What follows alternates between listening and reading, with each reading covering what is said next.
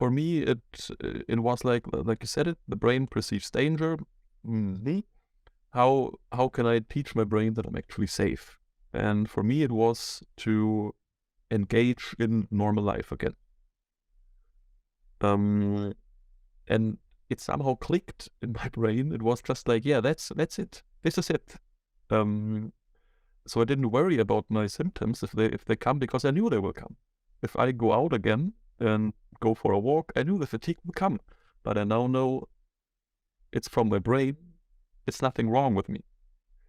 Um, and then the important part, or at least how I understood it, is now your reaction about the symptoms is what really matters.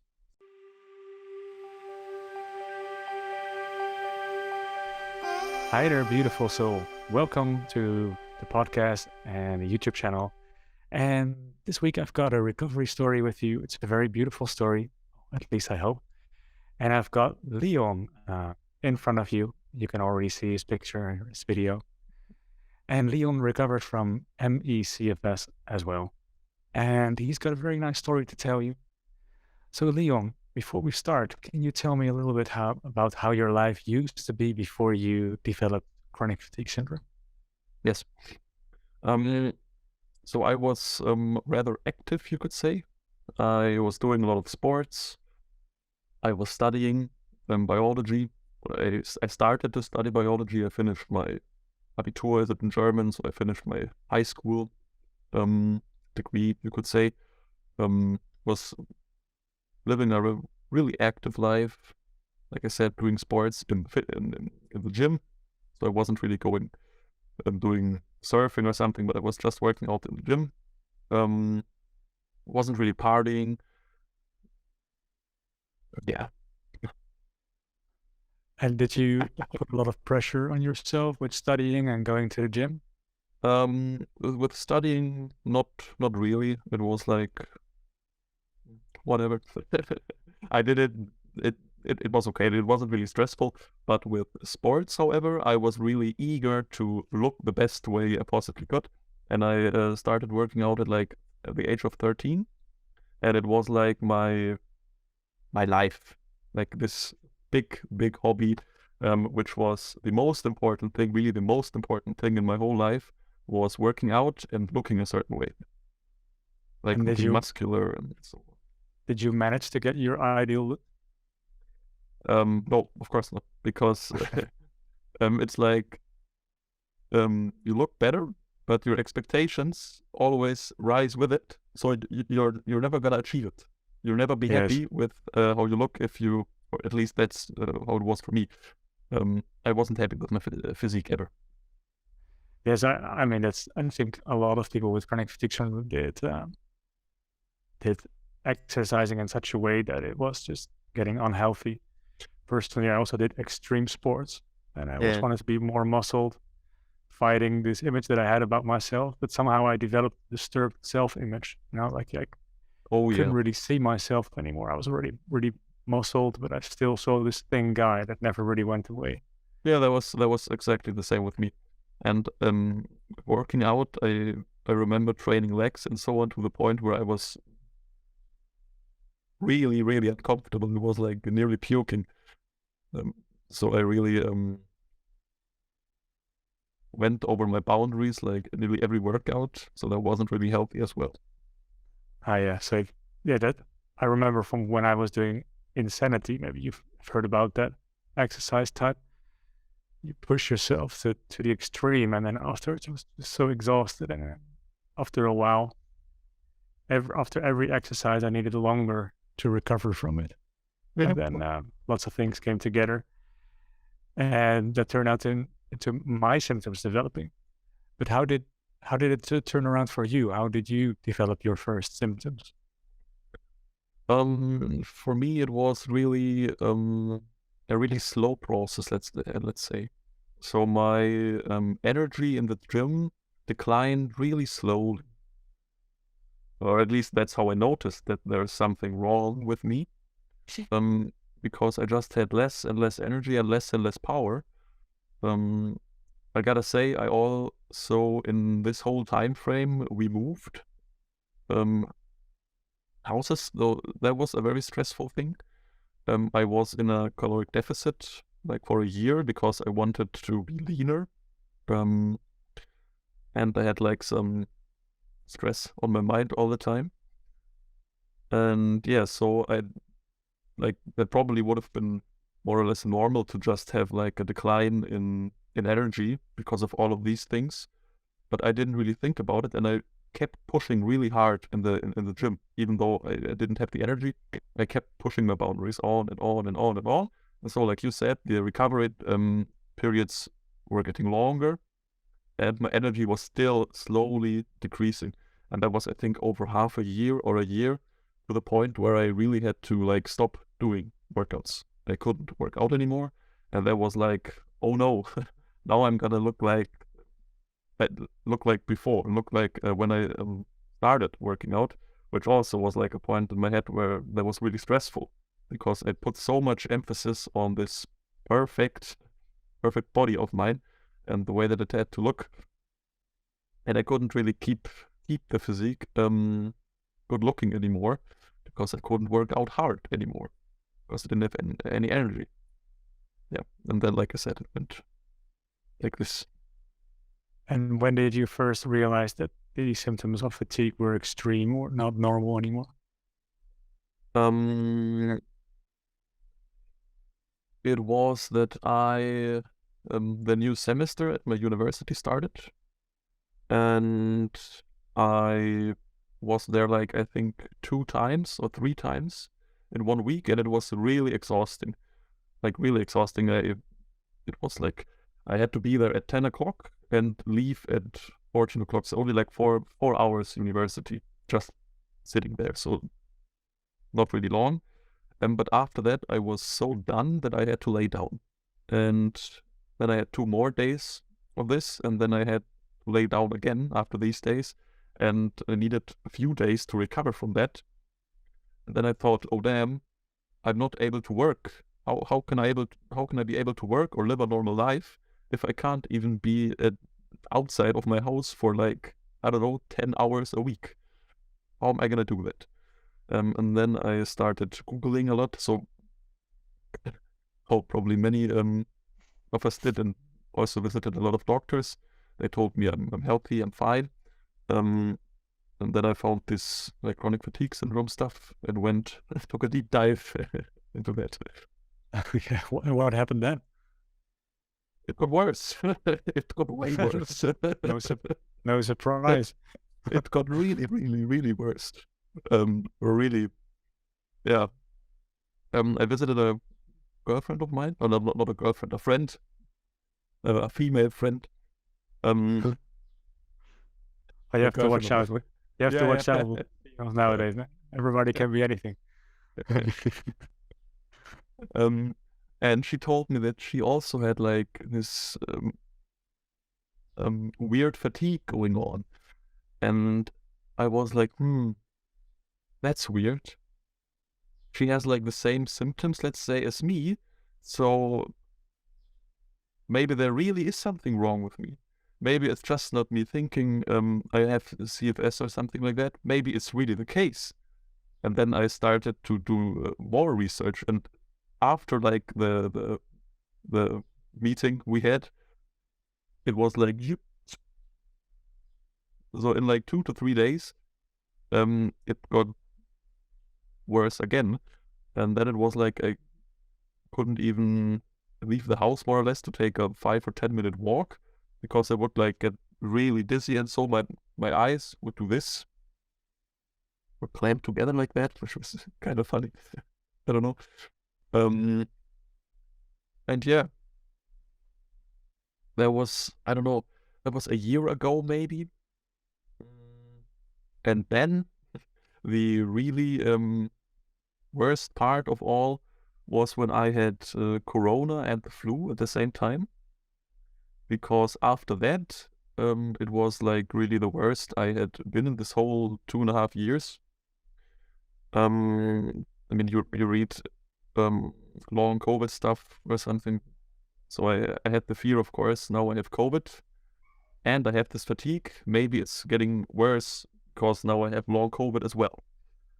and I didn't have to wait long for this to really kick in, because 2 weeks or like a week after I had recovered, let's say, from like the initial COVID and flu symptoms, the fatigue really set in. So it was like I had to, or I only could do like 10 minutes of activity and then had to lay down for 20 minutes. And so this was my whole day, 10 minutes activity. And activity means like getting up, sitting on a chair, and then like carving a little bit or something like that for 10 minutes. How long Yeah. did that phase last in your life?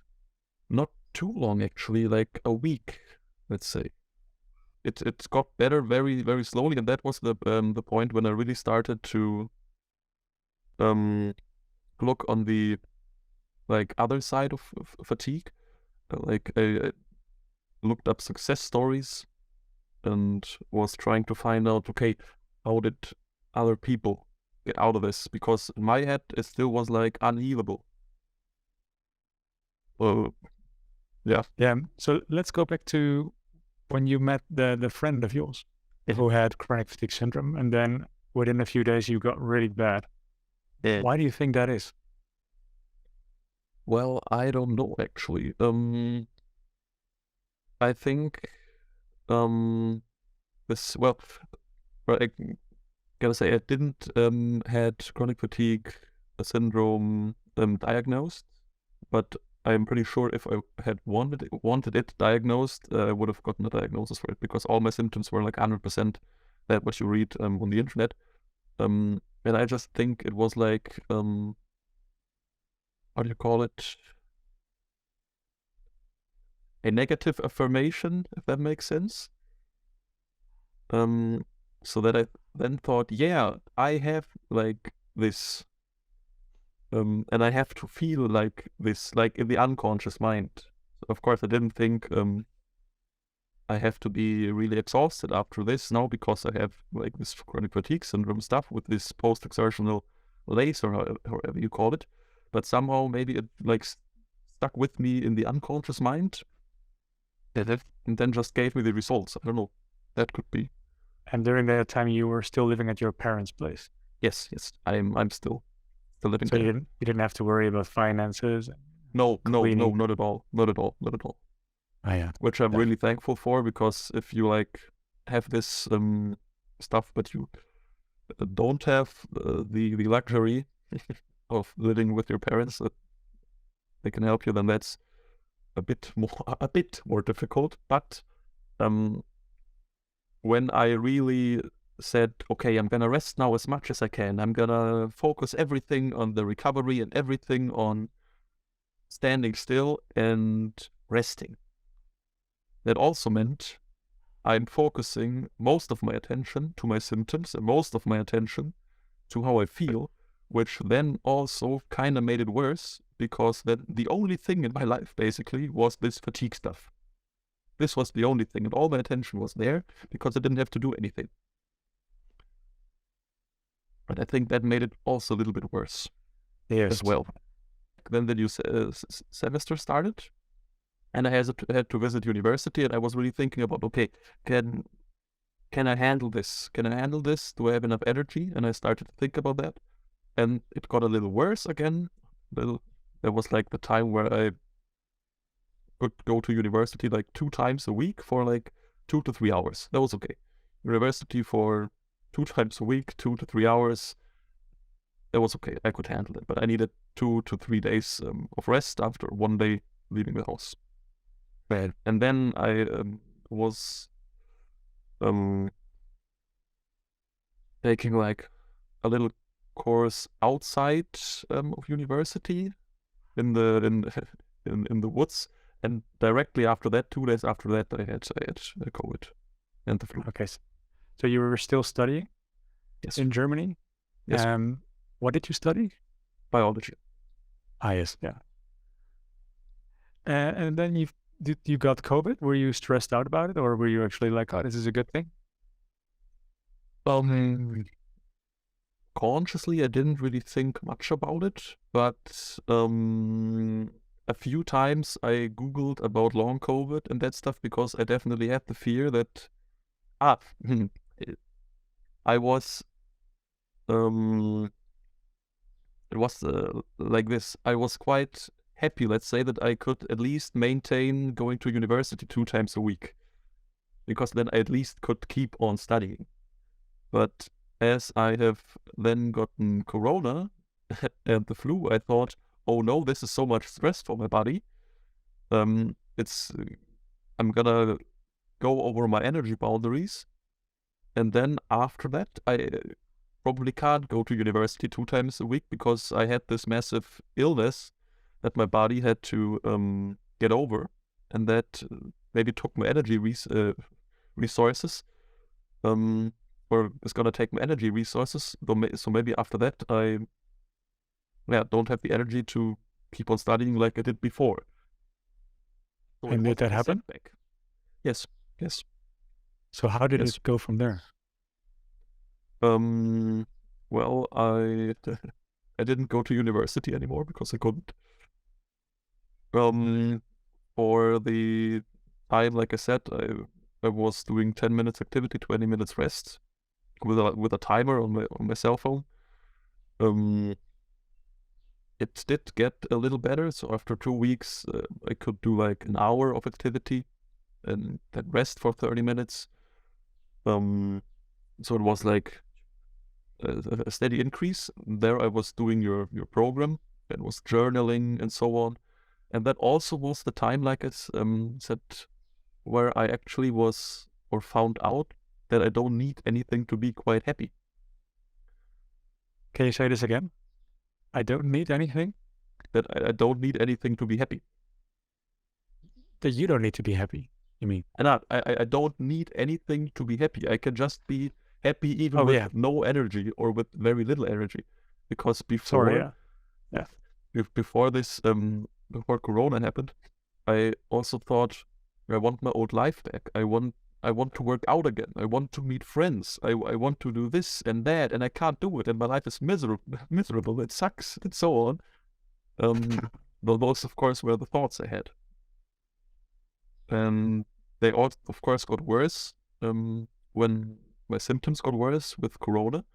But it also was a huge opportunity for me, looking back, to change that way of thinking with the help of your program, and also with like a lot of journaling and so on. I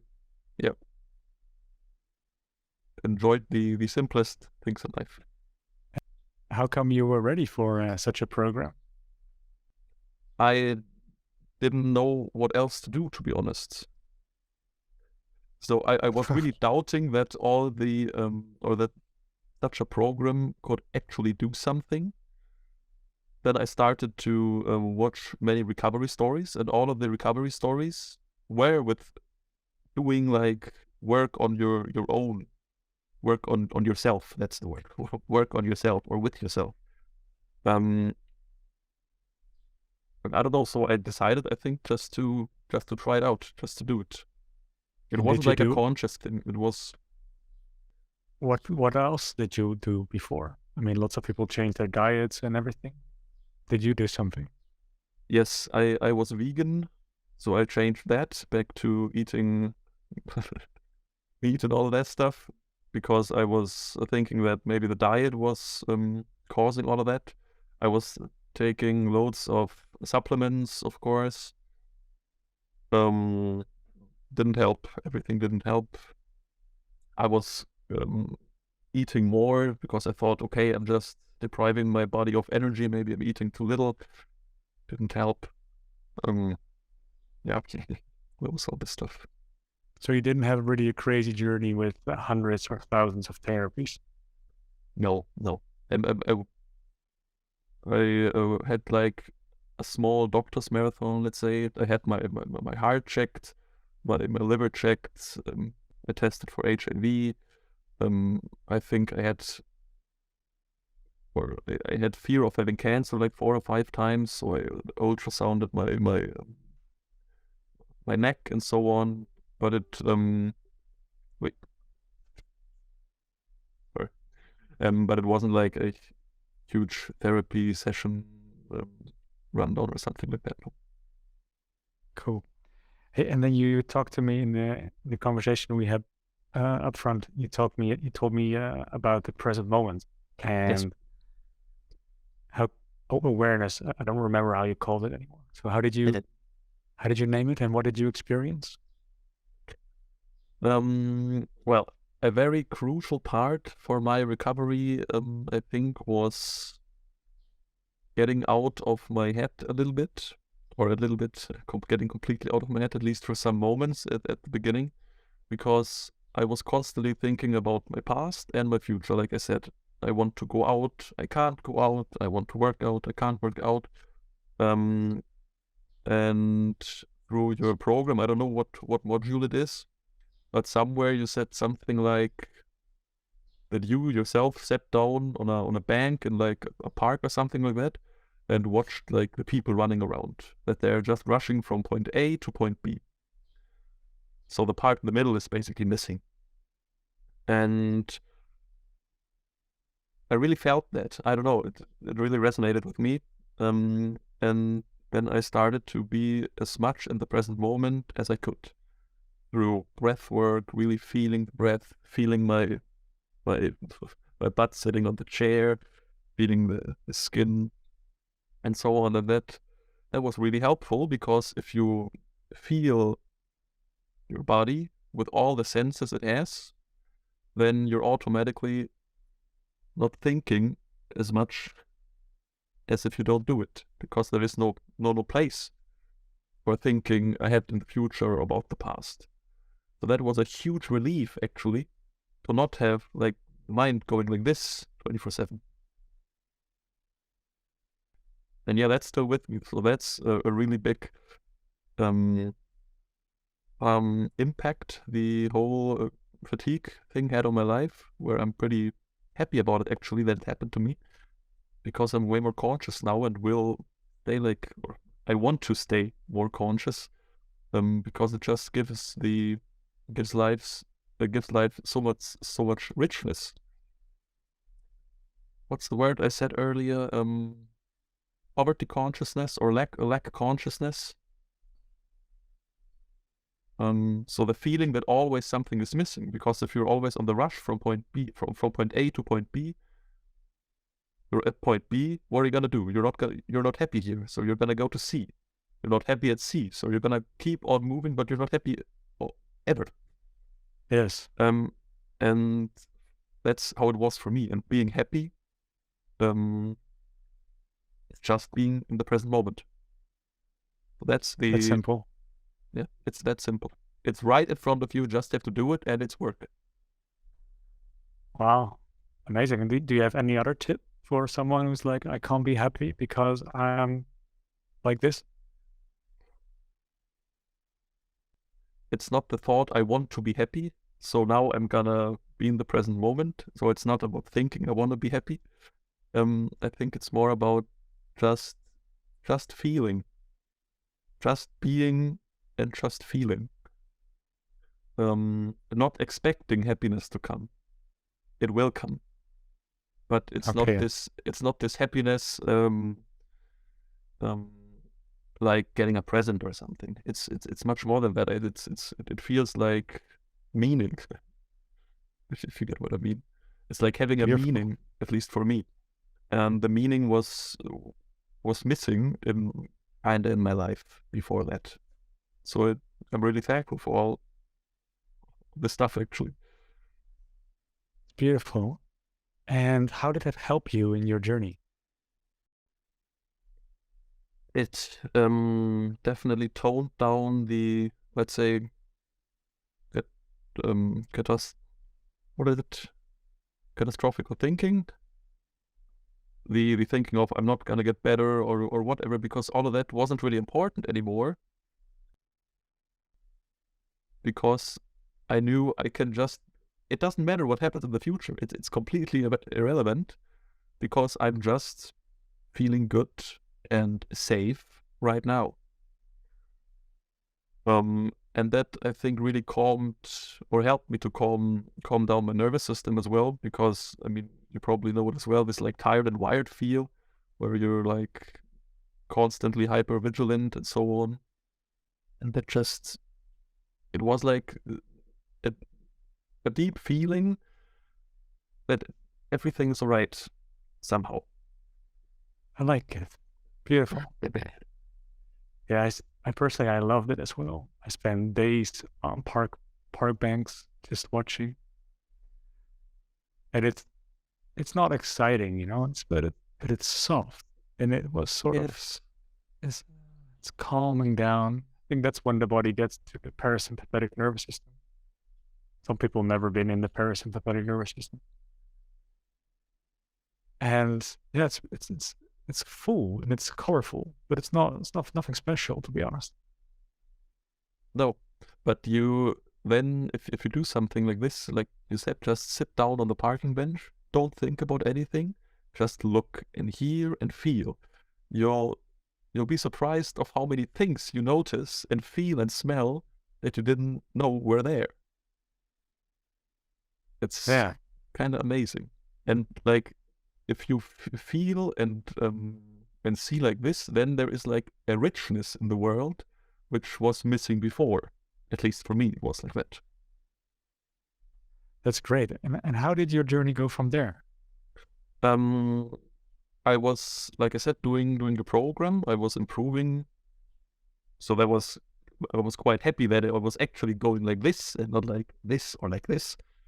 I kept journaling. I kept what was also important was like dealing with the emotions I had, because I was really irritable, really fast. Anger had to be like or wanted to get out at least in some way. So I wrote. I wrote a lot. I danced, or I moved at least somehow. I carved myself like a long stick, and I was like doing like this to get like the anger out a little bit. So that helped. And then somewhere down the line, I came across TMS. There was from Paid for Use, a YouTube channel, or Dan is his name. And then in like a few days, I think I watched his videos like 2 or 3 days. I completely switched, because like this whole TMS stuff, I read about it a lot as well. Kind of made sense for me with the fatigue stuff. And then I just went out again and tried to live my life as normal as I could, and that somehow worked. But the whole foundation I built was pretty important, I think, so that this change could happen in like a few days, actually. It's amazing, so fast. Yes. And I think because I had an interview with Dan Bulio, because he's really good at explaining it. He's got all the right words. Yes, this interview I saw on your channel, and then started to look into TMS, because before that I didn't really hear about TMS. I didn't know it was a thing. And then I It's in the program. It's actually in the program. Yeah, but I saw it, but I was like, it doesn't work. That's not my stuff. I could, yes, I saw it, but I couldn't do anything with it. I don't know. I know I wrote some stuff of that down in my journal, in my diary, but it didn't click with me. I don't know why. I watched it like, I think 2 weeks ago, and you said pretty much everything that was important, but it didn't click with me. I don't know why. I can't tell you why. Yeah, sometimes we just need to hear it differently, and then Bulio can say it really beautiful. So with TMS, for everybody who's listening or watching, the brain perceives danger and creates symptoms to protect you via what could be a distraction. It's like extreme fatigue because there's danger. Go to bed. That's the only place you're safe. And the more you focus then on symptoms, the more danger you perceive, the more symptoms you need, and that's usually a downward spiral. And the same thing happened as well, I think, when you met that friend who had chronic Yes. fatigue syndrome. And Yes. reading about chronic fatigue syndrome is also one of the worst things that you can do, because Yeah. So what do you think? How do you think that that worked out for you? The TMS thing.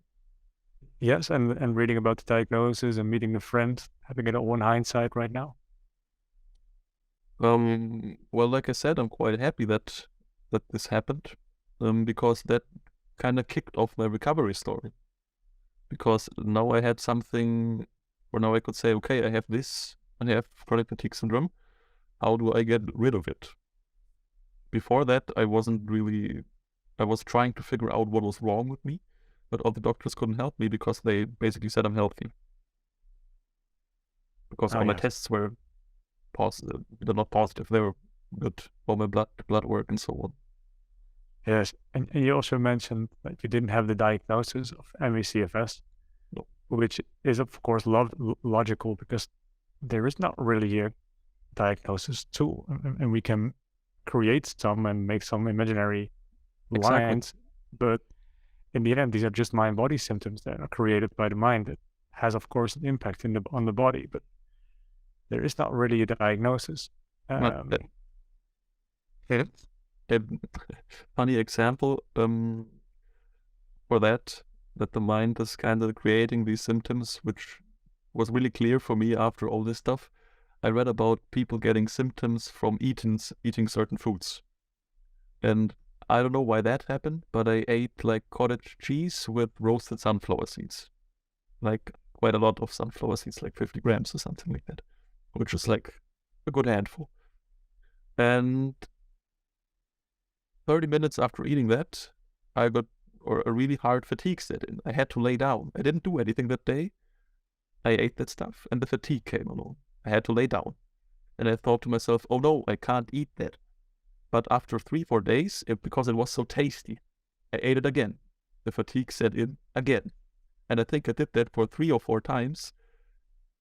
And the combination cottage cheese and sunflower seeds made like a really bad fatigue for some hours. But eating only one thing didn't. So that was kind of weird. Again, so then, I don't know, it mind creating some symptoms over weird stuff. Yeah, it's funny how it works. So then you led your brain and mind and body to safety. You didn't worry that much anymore about symptoms. Did you just push through, or did you just ignore it, or did emotional work with it? But like I said, I did all of the emotional work before I discovered, or not. You can't do all of the emotional work. You have to like keep doing it. But I started all of that before I found this TMS stuff. And well, for me, it was like you said it. The brain perceives danger. How can I teach my brain that I'm actually safe? And for me, it was to engage in normal life again. And it somehow clicked in my brain. It was just like, yeah, that's it. This is it. So I didn't worry about my symptoms if they come, because I knew they will come.